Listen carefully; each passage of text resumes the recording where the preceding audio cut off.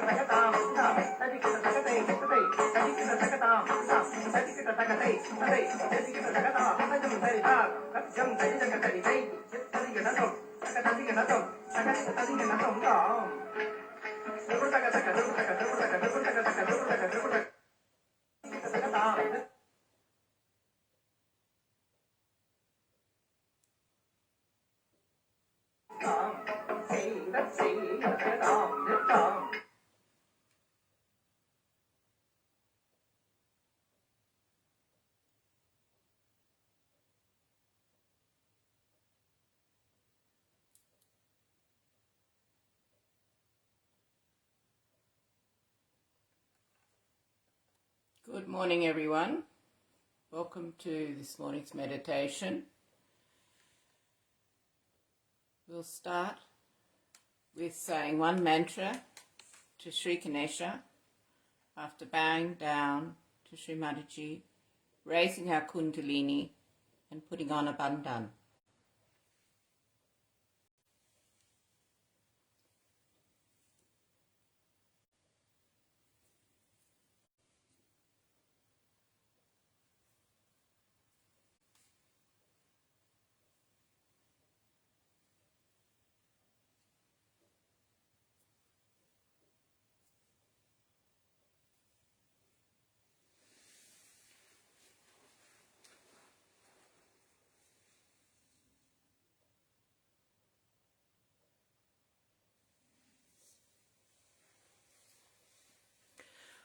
Om Tvameva Sakshat Shri Ganesha Sakshat Shri Adi Shakti Mataji Shri Nirmala Devi Namo Namaha.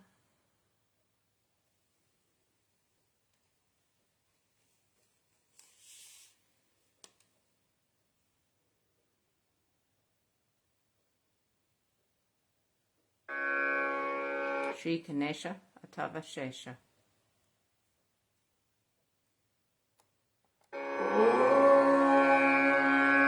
Namaste Ganapate Tvameva Pratyaksham Tattvamasi Tvameva Kevalam Kartasi Tvameva Kevalam Dhartasi Tvameva Kevalam Bhartasi Tvameva Sarvam Kalvidam Brahmasi Tvam Sakshat Atmasi Nityam Vritam Vachmi सत्यं वच्मि अवब्रह्माम् अवभक्तारम् अवश्रोतारम् अवदातारम् अवधातारम् अवानुचानमवशिष्यन् अवपश्चात्तात् अवपुरस्तात् अवुत्तरात्तात् अवदक्षिणात्तात् अवचोर्ध्वात्तात् अवाभरात्तात् सर्वतो माम् पाहि समन्तात् त्वं वाङ्मयस्त्वं चिन्मयः त्वमानन्दमयस्त्वं ब्रह्ममयः त्वं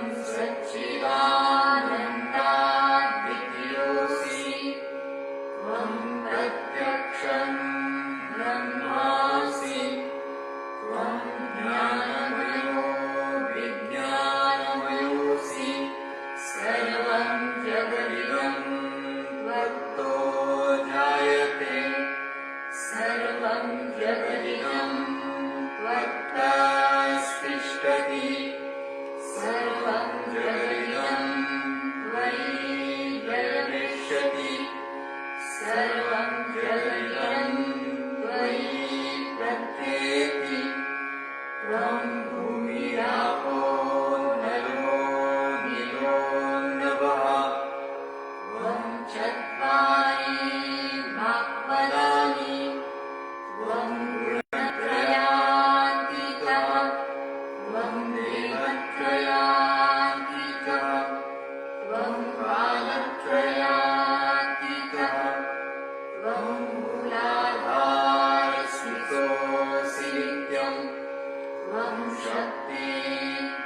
शक्तित्रयात्मकः त्वां योगिनो ध्यायन्ति नित्यम् त्वं ब्रह्मा त्वं विष्णुस्त्वं रुद्रस्त्वम् इन्द्रस्त्वम् अग्निस्त्वं वायुस्त्वं सूर्यस्त्वं चन्द्रमास्त्वं ब्रह्मभूर्भुवस्वरम् गणादीन् पूर्वमुच्चार्य वर्णादीन् तदनन्तरम् अनुस्वारः परतरः अर्धेन्दुलसितम् तारेण रुद्धम् एतत्तव मनुस्वरूपम् गकारः पूर्वरूपम् गकारो मध्यमरूपम् अनुस्वारश्चान्त्यरूपम् बिन्दुरुत्तररूपम् नारसन्धानम् संहिता सन्धिः सैषा गणेशविद्या गणकर्षिः निःश्रुतगायत्री छन्दः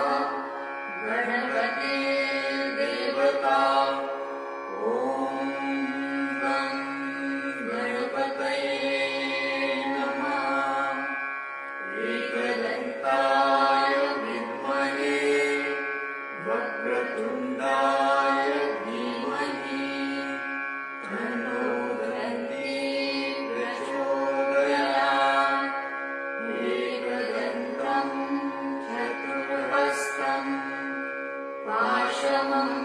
पाशमङ्कुशधारिणं रदं शवरदं हस्तैर्बिभ्राणं मूषकध्वजं रक्तं लम्बोदरं शूर्पकर्णकं रक्तवाससं रक्तगन्धानुलिप्ताङ्गं रक्तपुष्पैः सुपूजितं भक्तानुकम्पिनं देवं जगत्कारणम् अच्युतम्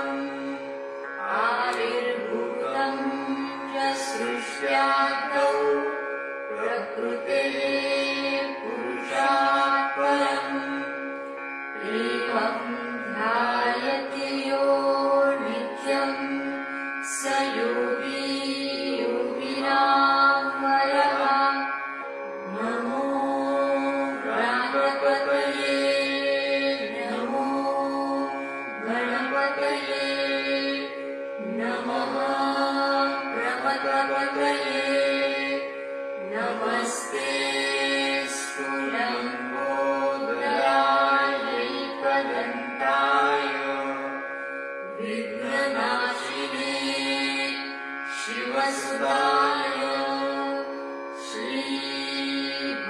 श्रीवरदमूर्तये नमो नमः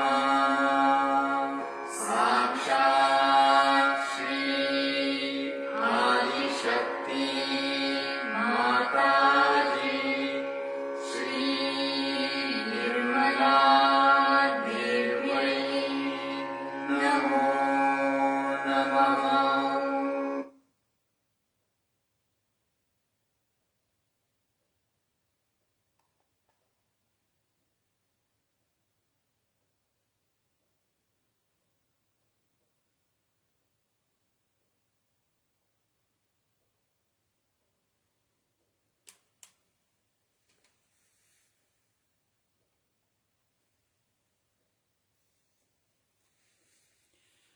With our right hand towards Mother Earth, let us take one mantra to Shri Katakaya. Om Tvameva Sakshat Shri Katakaya Sakshat Shri Adi Shakti Mataji Shri Nirmala Devi Namo Namaha.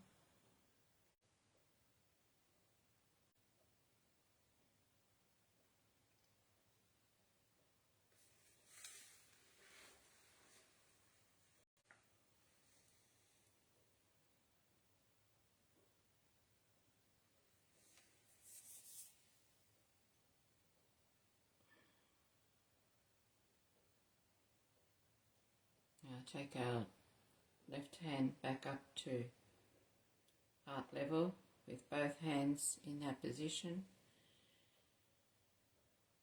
Let us take one mantra to Shri Gauri Kundalini Mata. Om Tvameva Sakshat Shri Gauri Kundalini Mata Sakshat Shri Adi Shakti Mataji Shri Nirmala Devi Namo Namaha.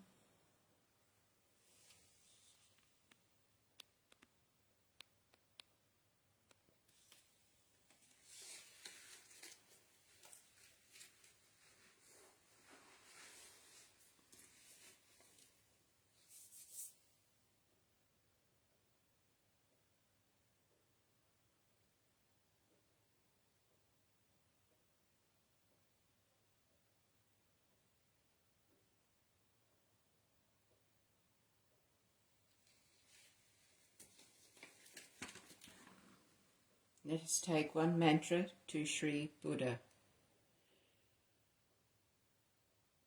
Shri Mahat Ahamkara.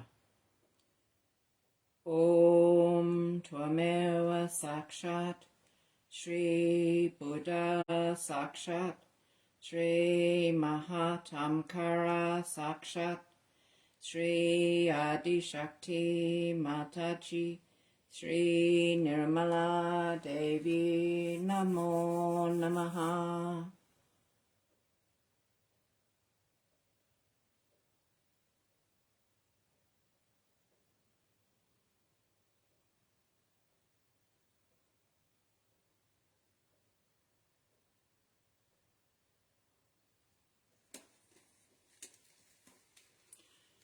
Let us take one mantra to Shri Yashoda.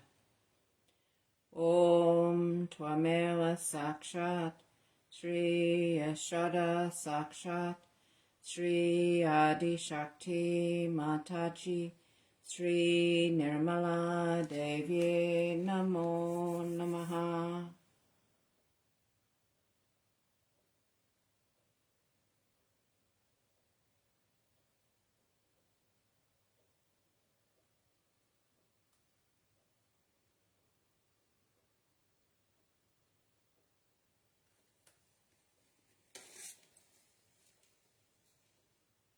Let us take one mantra to Shri Mahavira.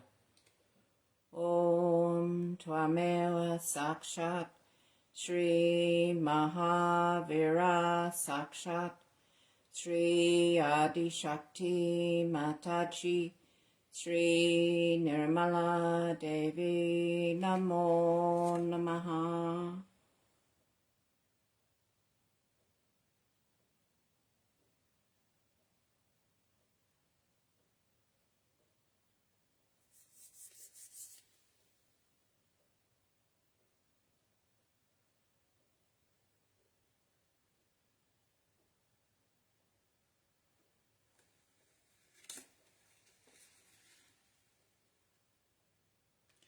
Let us take one mantra to Sri Adiguru Dattatreya. Om Tvameva Sakshat Sri Adiguru Dattatreya Sakshat Shri Adi Shakti Mataji Shri Nirmala Devi Namo Namaha.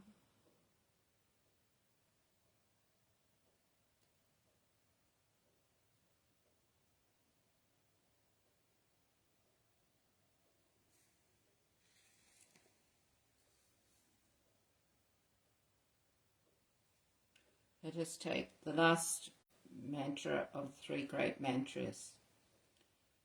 Om Tvameva Sakshat Shri Kalki Sakshat Shri Sarasrara Swaminini Mokshapradayini Mataji Shri Nirmala Devi Namo Namaha.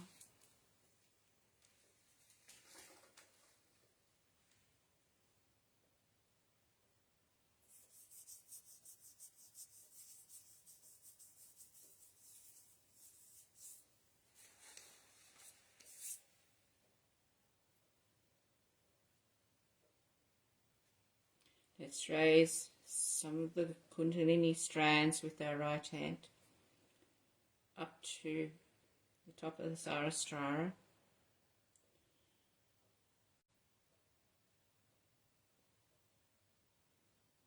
And let's have a few minutes silent meditation.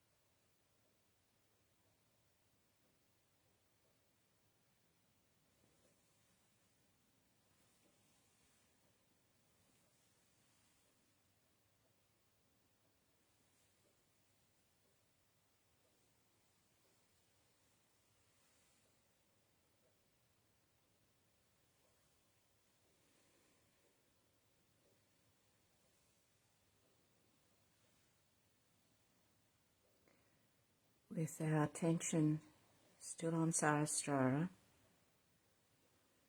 I've chosen a talk this morning called What is a Living Energy? I will play about the first 20 minutes of the talk from 1991 from a Melbourne public program with Shri Mataji.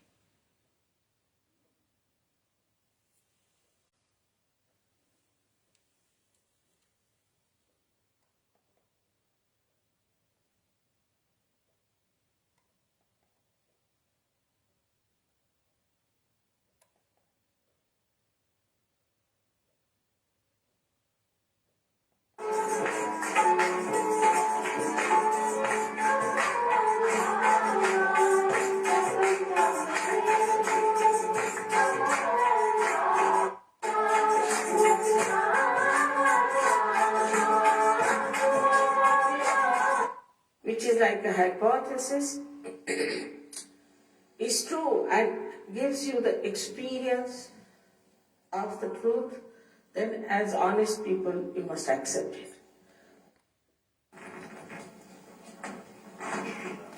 Sorry, I'll just start that again.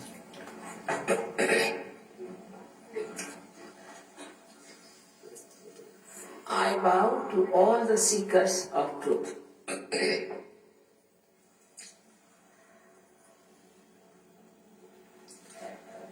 As I told you yesterday, that truth is what it is. We cannot understand it. You have to feel it. We cannot conceptualize it. And you cannot feel it also at this human awareness. We have to become a subtler being, as described in all the scriptures, that you are to be born again, and that you have to become the spirit to feel the existence of truth.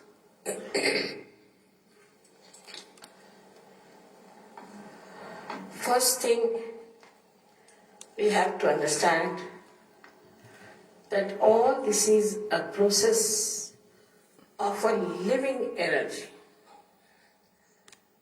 Divine is a living energy, and divinity within you also is a living energy.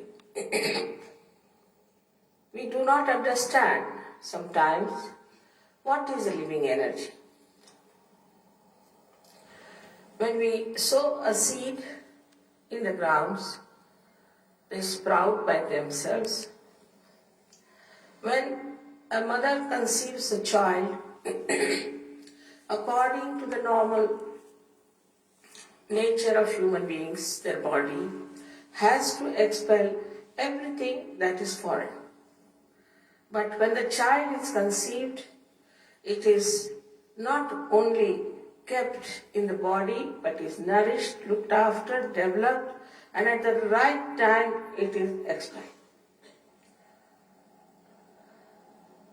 There are so many other things which cannot be explained through medical science.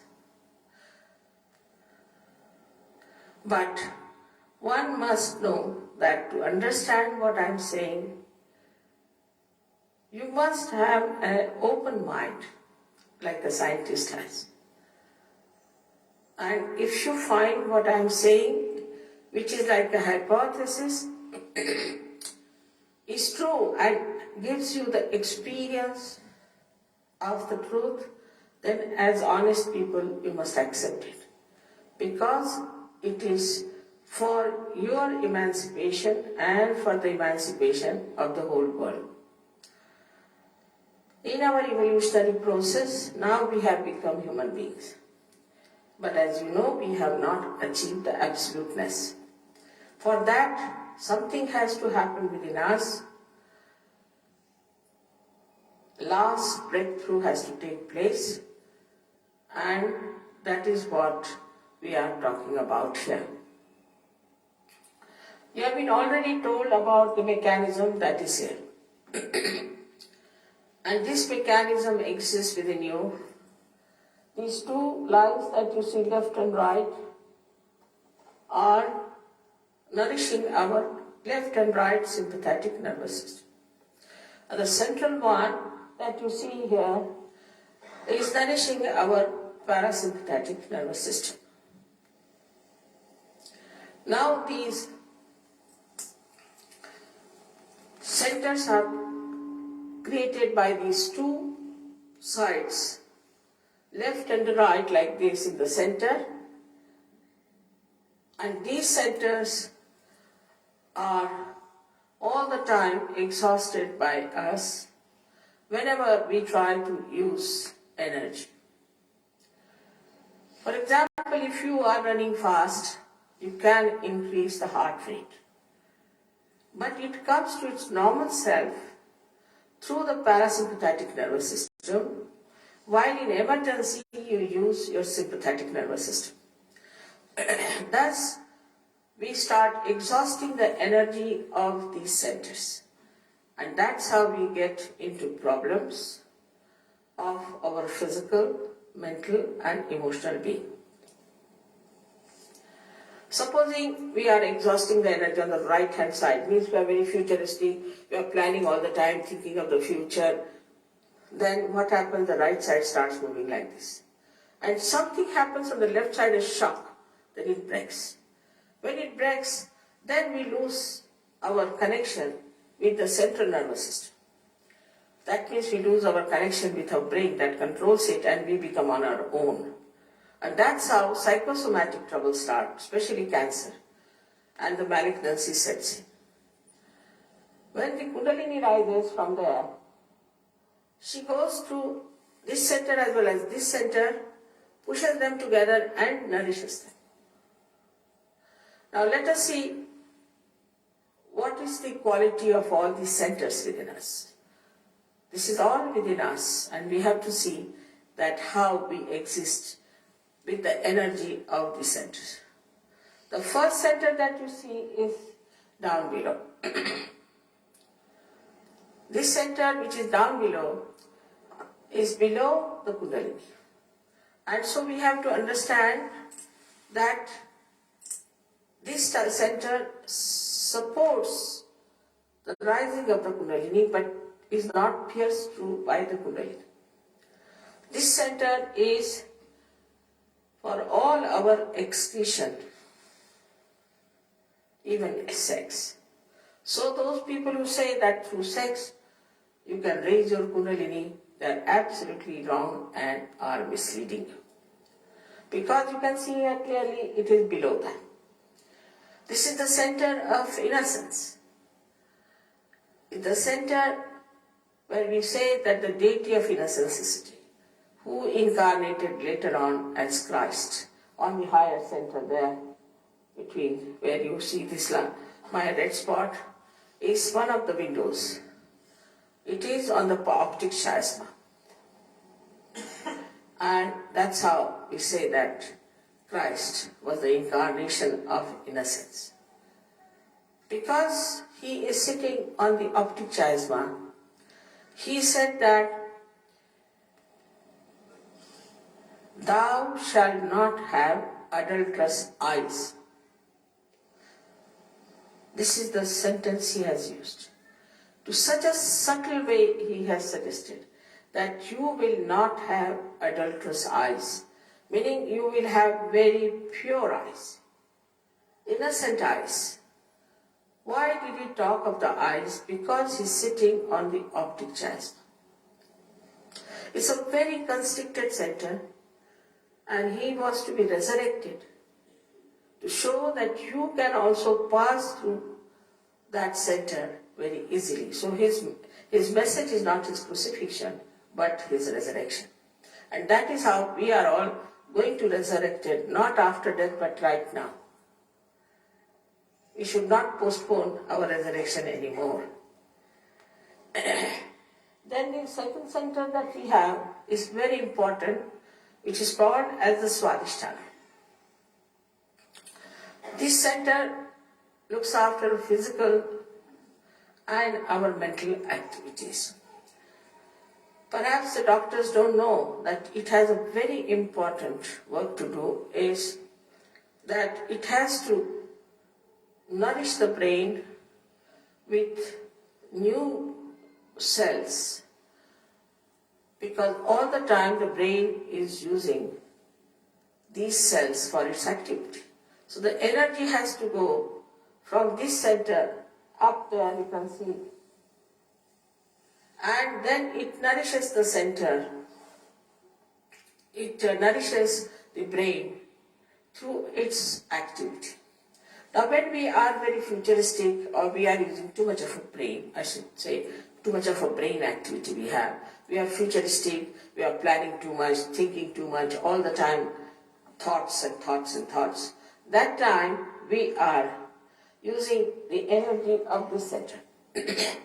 But this center has another very important thing to be done, that it goes round, as you see, it moves all round here. It's shown here directly, but it's connected to the center. And it moves round and round and round and gives energy to this area where we have our liver, our pancreas, our spleen, kidney, and parts of intestine.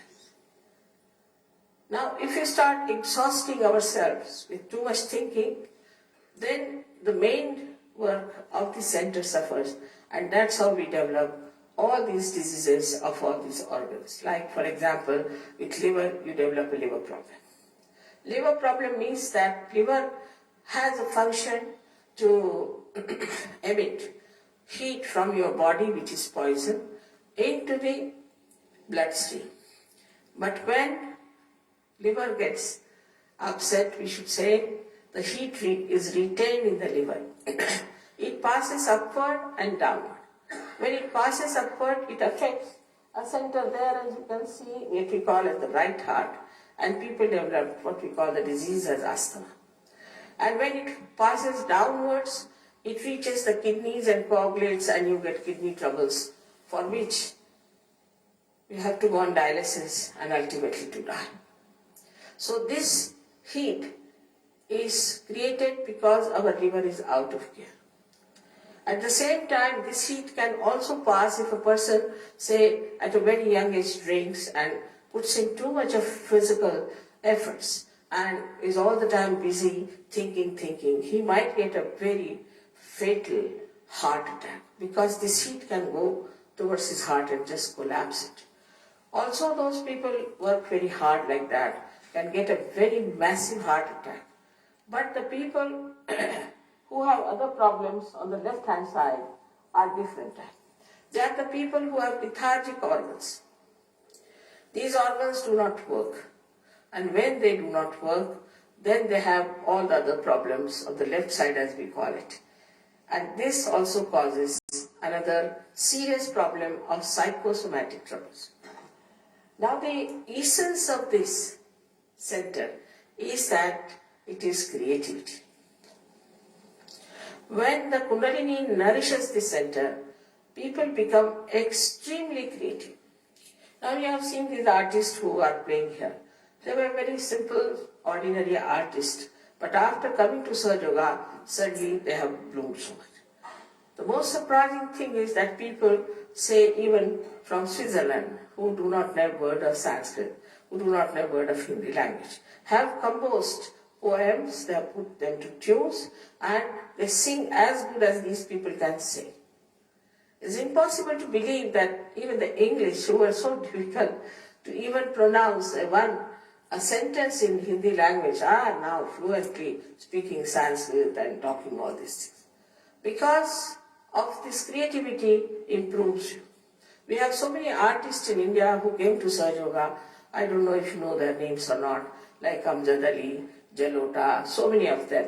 They got their realization, and after that, now today they are very well-known artists. Also the paintings. We have some Australian people who became quite good artists after coming to Sahaja Yoga.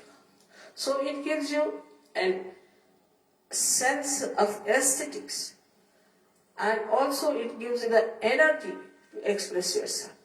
Now, if you have the technique of how to create anything, say you want to make a house, or you want to paint, or if you want to do something, moldings, or anything that you want to do, if you have the technique, the creativity, the power of creativity starts pouring in you, and you start producing things on which you cannot even have thought of, and these things happen to a person. So a person can become extremely dynamic with this. But if with that you do not keep your Sahaja Yoga practice, means if you do not keep your connection with the divine, then the energy gets exhausted. That's why self-realization is very important for every artist, that he should get his connection with this all-pervading power, which is the combination of all the powers, so that he doesn't feel exhausted with it. Not only that, but all the time the source is flowing into it. Constantly it has to flow, and that's why you have to do little practice of Sahaja Yoga after getting your realization, as I told you yesterday, that now you don't stop at this point, you have to make the connection perfect. Without the connection, it may be that you may go down. So it's best is to keep your connection on and work it out, to give full respect to yourself, to your being. You are not an ordinary thing. You are not a chicken or something like that. You are a human being.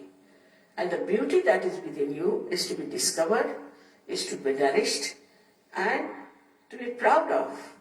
It is such a great thing you have within yourself, the powers, which I'll tell you one by one. Now about that is the third center, which called as Navi, means the navel. This is the center of the way we absorb the virtues, or the virtues are enlightened. When the center is enlightened, we really become righteous. We don't have to tell, now you don't do this and don't do that. We just become like a saint, a real saint. We will not do wrong things. In the same way, when a person gets his realization, by the virtue of this center, he becomes absolutely balanced. Balanced with his family life, with his wife, with his children, balanced with the politics, economics, balanced with the society, balanced with all the people whom he knows. In a very balancing way, he starts behaving. There is not one-sided activity. For example, somebody may be very much attached to the wife and may try to harm others. Somebody who is very much attached to others may harm his wife. So a kind of a balance is established by this. And a person who gets this develops a personality which we call as regal. The sense of dignity comes into such a person. Now you see, our children have lost the virtues. Our children don't have that regality. They have become very cheapish also, and they run after materialism and things like that. They fight for small things. It's not only children, even the grown-ups are like that, and they try to waste their energy fighting for something that is so useless. So by enlightenment of this center, you understand the value of matter. And the value of matter is this, that it has aesthetics, first of all, and secondly, you can express your love only through matter. If you love somebody, you will give them something. A little flower also can express your love. Anything can express your love through matter. And then you become a very generous and very enjoyable person. Some people feel that if you become generous, you will be bankrupt. It's not so. On the contrary. If you open one door, no air will come in. But if you open the other door, all the air will start circulating in the same way.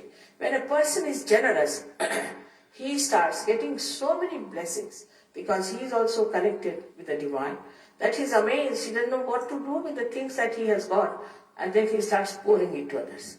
There are so many things people are telling me about miracles and miracles of even material things in their jobs, in their purchasing, in their shopping, the way they have seen miracles happening, that it is nothing but just that this center is enlightened. And with this center, within you, a righteousness comes in. And this righteousness doesn't force anybody else. It's just righteousness itself, which doesn't command anything or demand anything, but it becomes a respectable personality. And you just start really understanding that, look at this man. Somebody was telling me today that in the office, people asked, how are you so dignified? I said, I didn't know I was so dignified. No, you don't do anything undignified, and you do everything just like a child also. So it's a childlike dignity you develop. And it's a beautiful thing to happen. Really, it's angelic. Now then we have another center on top, which we call as the heart center. It is in the center. Now in the sternum bone, behind the sternum bone, this center is there.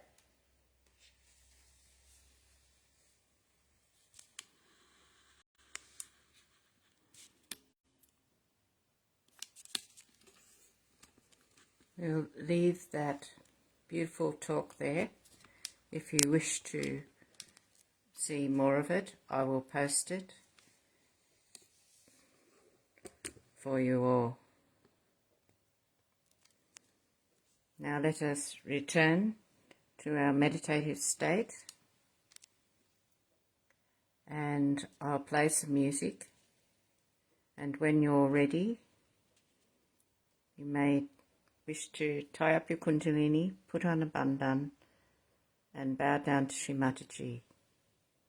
Thank you all for joining in this morning in meditation with us. Jai Shri Mataji.